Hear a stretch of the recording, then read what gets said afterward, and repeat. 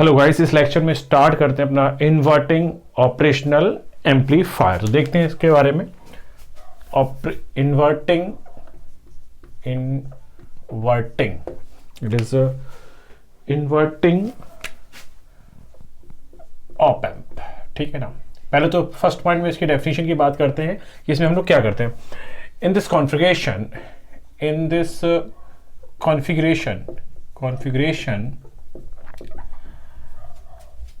we apply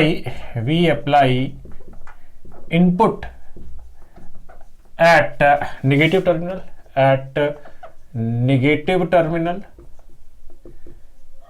and positive terminal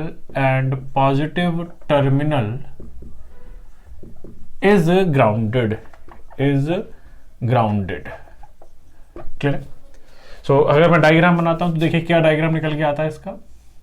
तो positive terminal is grounded but the negative terminal is getting supply through a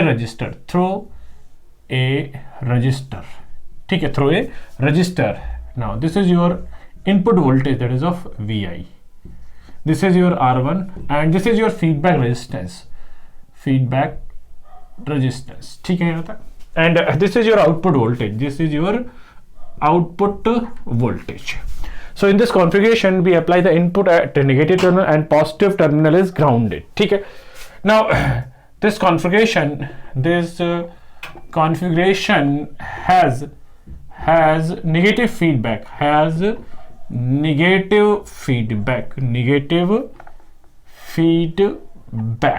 clear। Why it is negative feedback? Because the output the resistance is connected to the negative of the input. If resistance is connected from output to positive of the input, then it is called positive feedback. Now according to the virtual short concept, this voltage is 0 volt because this is grounded, so this voltage should also be 0 volt. So according to virtual short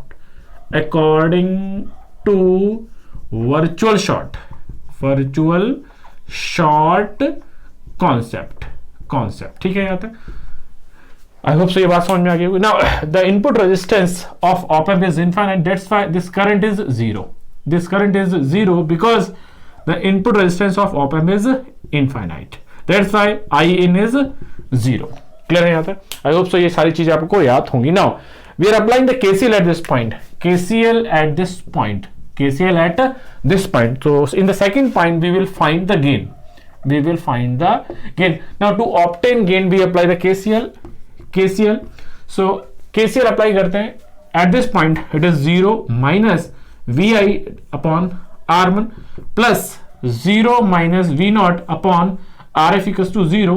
So from that if you solve this value, then we have minus of Vi upon R1, that is equals to V0 upon RF.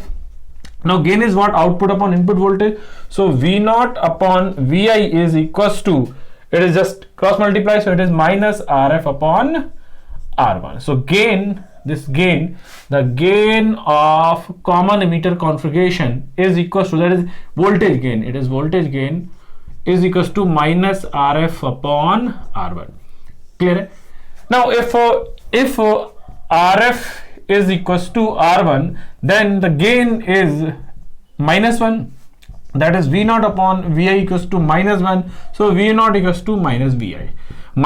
That means this inverting op amp will behave as a phase inverter।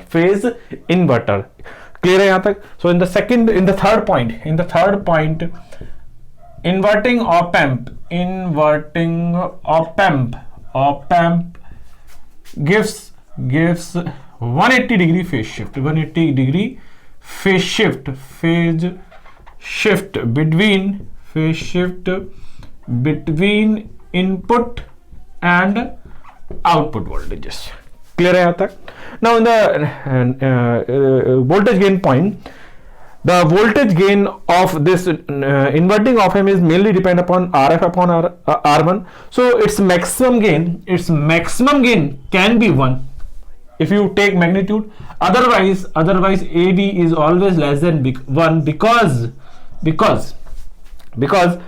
if RF is less than R1, then it is less than 1. Now if AB is greater than 1, then RF should be greater than R1. And if both are equal, then it is 1. So the range of this gain is either it is 1 or less than 1 or greater than 1. That depends upon the feedback resistance and the input resistance. Hope so clear ho gaya hoga. Then the phase shift provided by this concept, this configuration is 180 degree. Now next thing is what? Fourth point में अगर हम समझते हैं input resistance Rin of this configuration is what? Now अगर हम input resistance निकालना चाहते हैं तो हम KVL लगाते हैं. देखिए कैसे KVL लगाएंगे. So VI, that is I of I. Then these 2 points at same potential, then it is virtually short. This is virtually short. These points. So these 2 points are virtually short. Then I apply the KVL in this path. So VI minus of Ri, that is R1 into I of I equals to 0. Apply again. VI minus of I of I R1 equals to 0. ठीक है. So VI upon I of I is equals to R1. So inverting op-amp. So the inverting op-amp has input resistance as R1. तो अगर कभी भी diagram ऐसा आ जाए, exact यही diagram आ जाए आपके सामने और आपसे इनपुट रेजिस्टेंस पूछा जाए, तो जो रेजिस्टेंस की वैल्यू होगी वही आपका इनपुट रेजिस्टेंस की वैल्यू भी होगी. क्लियर है? I hope so. ये चारों पॉइंट क्लियर हो गए. फिफ्थ पॉइंट समझते हैं. Fifth point we will see the equivalent circuit. Check करते हैं जो इन्वर्टिंग मोड का जो ऑप-एम्प है उसका इक्विवेलेंट सर्किट जो है वो किस तरीके से आएगा. ठीक है ना. So we have input resistance Ri is R1 and the gain V0 upon Vi equals to minus Rf upon Ri. That is R1. You just minus Rf upon R1.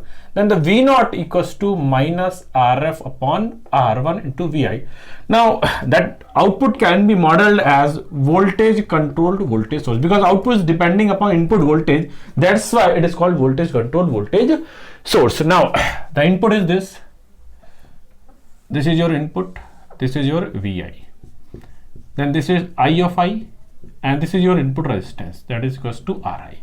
Then at the output side we have a dependent voltage source. Whose value is minus Rf upon R1 Vi, and this voltage is known as V0. So if you apply the KVL you will get this thing. Okay, so you can write also this V0, just AB, A equals to V0 upon Vi. So V0 equals to A Vi simply you can also write. So this is also V0 equals to A Vi. Clear hai? Now here I am showing that the output resistance of this inverting op-amp is 0. I will prove that. But in the fifth point, this is the equivalent diagram of a inverting mode op-amp. Now in the sixth point, I will show the output resistance. Now output resistance can be represented like that. The complete diagram is represented by that. Now since this circuit is having independent as well as dependent circuit, clear? So while calculating the equivalent resistance or the RTH, when the circuit contains the independent and dependent, then we just replace all the sources. So replace all the sources. ठीक है. सो VI को अगर हम 0 करेंगे, जब VI 0 होगा तो ये भी 0 हो जाएगा क्योंकि VI की वैल्यू 0 तो ये भी शॉर्ट हो जाएगा. First second point, then apply test source, test voltage source, that is V0 या जस्ट V टेस्ट सोर्स हमने अप्लाई किया आउटपुट पे. पहले डायग्राम बना लेते हैं. So this is your shorted path, this is also your shorted path because we are just shorting this terminal. And wait 1 minute. So ये रहा आपका shorted path, ये भी shorted path. This is R1. Now this is your RF. And this is also short. So this is also short. Now this terminal is connected to a test voltage source. ठीक है यहाँ तक बेटा? Now So this point is at 0 point, this is 0 point, this is also 0 point. Clear है यहाँ तक? So this is also 0 point, 0 point. Agree. Now when these two terminals are connected, they are in parallel. They are in parallel. And if you apply the current, if you apply the test source current and apply the Ohm's law or the KVL, then Vt minus It into 0 equals to 0. Is it okay with you? ठीक है. So यहाँ से अगर देखें, the output resistance is 0 because this current will always follow the least resistance path. This current will always follow the least resistance path. So the resistance of this circuit is 0. That's why I just note down or write down the output resistance of this configuration is 0.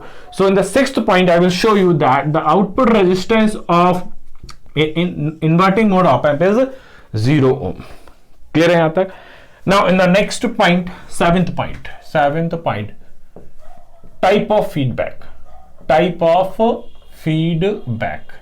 So inverting mode configuration of op amp contains voltage shunt feedback.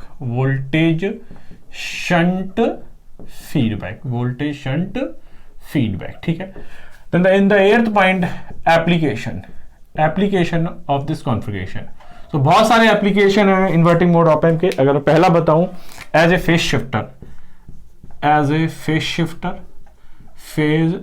Shifter, ठीक है. अगर हम एक non inverting mode op amp लगाते हैं, then it gives you 180 degree phase shift. So अगर 180 degree phase shift को reduce करना है, देन टू कॉन्फ़िगरेशन ऑफ या two set of these inverting mode op amp should be applied in cascaded manner so that the overall phase shift get 0. Then the second is in integrator, differentiator.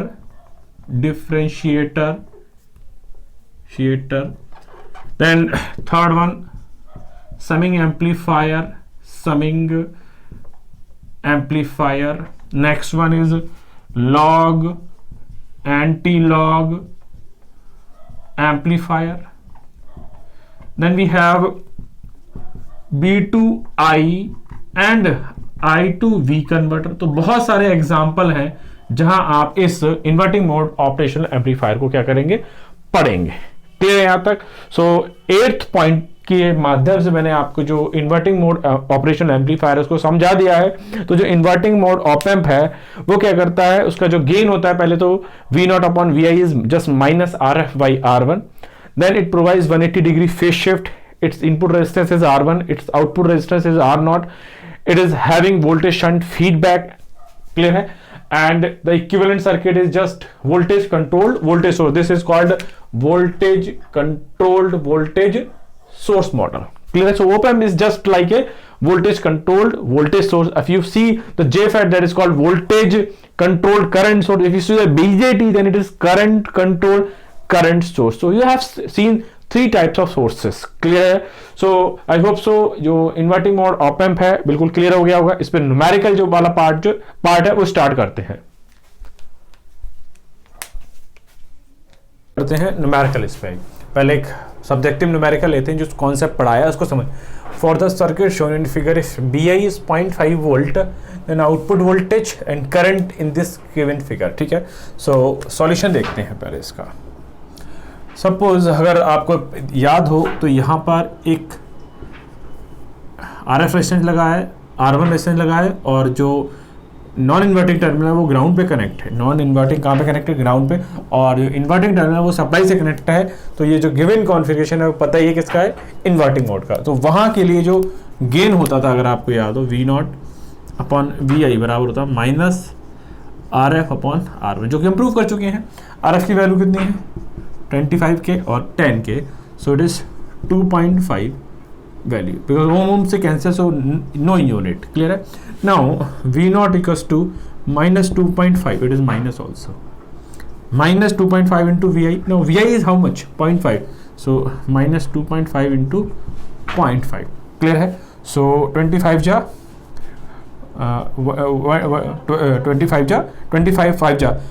125, so it is 1.25. Clear है यहाँ तक? आगे अगर मैं बात करता हूँ, सो अगर आप थोड़ा सा फील करें चीज़ों को, आपने इनपुट दिया था 0.5 वोल्ट का, but output is how much 1.25. So op amp कैसा है कि एक्टिव एलिमेंट है that increase the magnitude of the signal voltage. 0.5 का एक लो वोल्टेज सिग्नल था, उसको कहाँ तक पहुंचा दिया, 1.25 वोल्ट तक. ठीक है, सो पहला पार्ट हमसे शायद यही पूछा था, वो क्लियर भी हो गया होगा. सेकेंड पार्ट क्या पूछा है मुझसे, current in the 10 kilo ohm. So अगर करंट इन 10 किलो ओम लगाएं, सो ये बंदा 0 वोल्ट पर है, तो ये पॉइंट भी कितने पे होगा, 0 वोल्ट पे होगा. So actually they are asking for the input current. So I of I is what, 10, sorry V I, because it is V I minus 0 upon 10 K. Clear है. सो वी आई की value कितनी है, 0.5, और 10 के that is 10 की power 3. So it is 0.05 milli amp. Clear है. अब थोड़ी सी एक्स्ट्रा चीज़ों की हम लोग बात कर लेते हैं यहाँ पर. अब ये समझिएगा, यहाँ से जो है आपकी कितनी करंट आ रही है, 0.05 मिली एम्पियर करंट आ रही है. यहाँ पर कोई करंट नहीं जाएगी, 0 ampere. Then this current is bypassing this. So अगर आपसे कोई पूछ लेता आई नॉट या current in 25 kilo, that is also same value 0.05 milli ampere. Clear है. यहां से अगर आप आउटपुट निकालना चाहें तब भी देखिए सेम आएगा. अब अगर आपको पता है according to the passive convention current will flow from plus to minus, so output voltage equals to minus I naught into R F. ठीक है, माइनस आई नॉट है 0.05 इंटू 10 के पावर -3 इंटू 25 किलो. सो कैंसिल आउट. अब आप जोड़ लीजिए 1-1.25 volt. ठीक है यहाँ तक. यहाँ पे कोई इनपुट रेजिस्टेंस पूछेगा, R1 that is also 10 kilo. Clear है. आप निकाल के देखना चाहते हैं, देख लीजिएगा. R1 equals to V I upon I of. V I कितना है 0.5 और आई कितना है 0.05 मिली है. मिली का मतलब 10 के साथ ऊपर जाएगा. सो ये रह जाएगा आपका 10 किलो. ठीक है यहाँ तक. और भी कुछ देखना चाहते हैं, इक्विवेलेंट डायग्राम देखना चाहते हैं तो वो भी देख लीजिएगा. ये रहा आपका 0.5 वोल्ट इनपुट वोल्टेज. करंट आपकी कितनी थी, current is how much 0.05 milli ampere. R1 कितना है अभी आपने निकाला ही है 10 किलो, और गिवन भी है. देन आपका जो गेन था यही है. गेन की वैल्यू कितनी थी आपकी, गेन की वैल्यू आई थी आपकी -2.5 into V I that is 1.25 minus of A V I. इसी तरीके से लिख दे रहा हूँ. और आउटपुट रेजिस्टेंस तो 0 है ही. ठीक है आता. सो ये रहा अभी तक जो मैंने पढ़ाया था उस पर एक न्यूमेरिकल और देख लेते हैं, जिससे जो ऑब्जेक्टिव टाइप का, जिससे आपका जो कॉन्सेप्ट है वो एकदम क्लियर हो जाए. ठीक है यहाँ तक. बढ़ते हैं नेक्स्ट न्यूमेरिकल की तरफ. देखते हैं next numerical. Consider the inverting amplifier using an ideal operational amplifier shown in figure. ठीक है. द डिजाइनर विशेष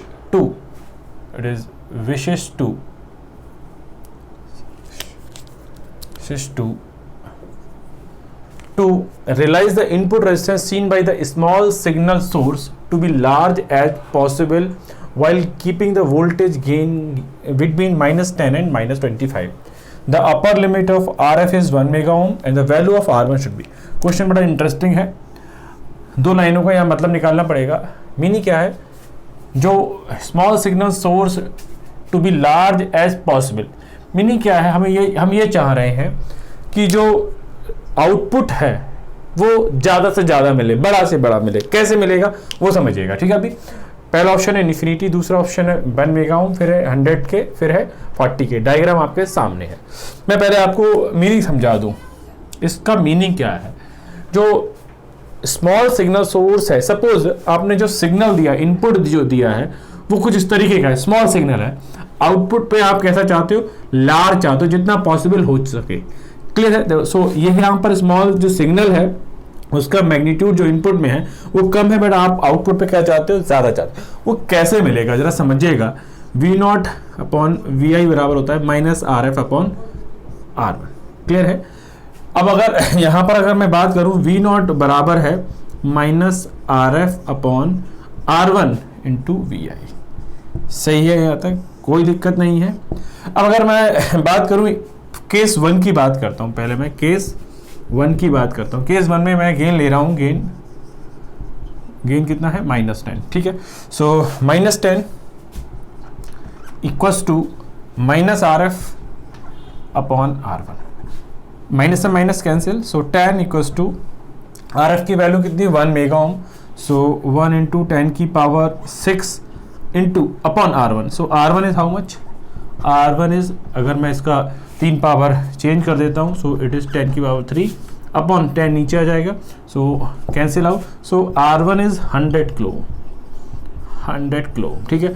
अगर मैं गेन जो मुझे डिजायर्ड है वो मैं -10 चाह रहा हूं, तब जो R1 है वो 100 के ऑप्शन में है, देखिए बिल्कुल है। बट अभी समझिएगा क्या क्वेश्चन पूछना चाह रहा है। सेकंड केस क्या है इसका, केस सेकंड में क्या कर रहा है, गेन मैं ले रहा हूं -25, सो गेन मैं यहाँ ले रहा हूं -25, so -25 equals to -RF upon R1, so minus से minus cancel, R1 equals to 1000 into 10 की पावर 3 अपॉन 25। कैसे लिख दिया जरा समझिएगा, RF की वैल्यू है 1 मेगा ओम, तो 1 मेगा ओम को मैं लिख सकता हूँ 1000 इंटू 10 की पावर 3, क्लियर है। सो गेन से मैंने डिवाइड कर दिया। अब अगर मैं इसको डिवाइड करता हूँ, सो it is 40, so R1 is 40 kilo, clear है। देखिए 40 किलो ओम भी ऑप्शन में है, 100 किलो ओम भी ऑप्शन में है।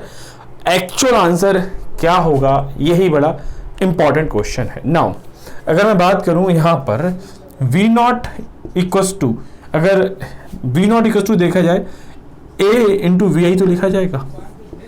अब अगर V0 जो है वो दो तरीके से मैं ले सकता हूं। अगर मैं गेन को -10 ले रहा हूं, -10, तो आउटपुट वोल्टेज -10 VI होगा, और गेन को मैं एक बार ले रहा हूं 25, सो ये कितना होगा -25/VI।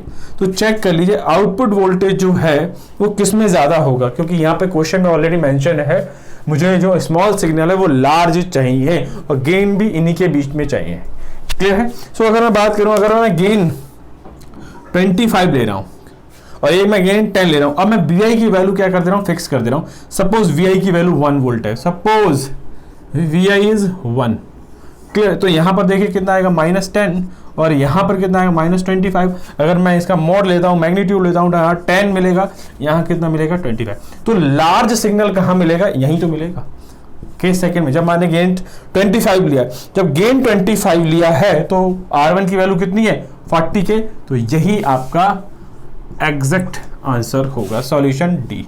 So correct answer for this question is D.